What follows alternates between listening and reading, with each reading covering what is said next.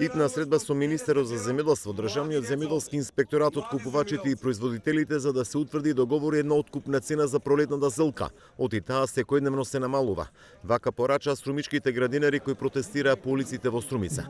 Тврдат дека не се почитувала договорената цена од 20 денари за килограм. А сега денес официјално е 15 денари на сите струмички села.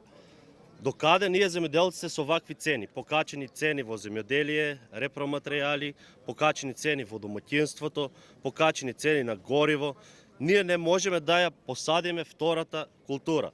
А како пак да платиме струја, вода и други останати трошкови?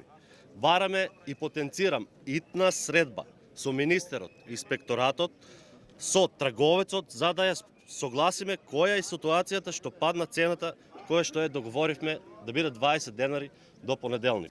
Земјоделците велат дека годинава значително им се зголемени производствените трошоци заради поскапените репроматеријали. Тврдат дека со цена од 15 денари за килограм работат во загуби, а сето тоа предизвикува демотивација кај младите да се занимаваат со раноградинарство.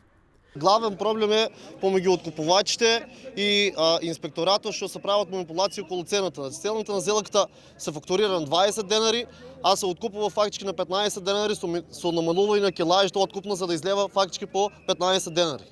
Тај е главен проблем што треба да го решат инспекторатите, што обеќауваат цената ќе биде 20, значи они одат на терен, али тоа не се решава и секој пат се прават манипулации се повеќе околу цената. Министер за земјоделство Николовски подлече дека бил во постојан контакт со производителите и откупувачите. Досега биле извезени 53.000 тони зелка и постојано се врши контрола на откупувачите. Инспекторатот ги презема сите неопходни мерки, сите контроли, целосно е фокусиран во Струмичко, во градинарскиот регион, за да ги заштитиме производителите, ги следиме цените, не беше цената 10, туку 20 денари, обидите на некои од трговците да таа биде дополнително спуштена, веројатно предизвика загриженост кај земјоделците.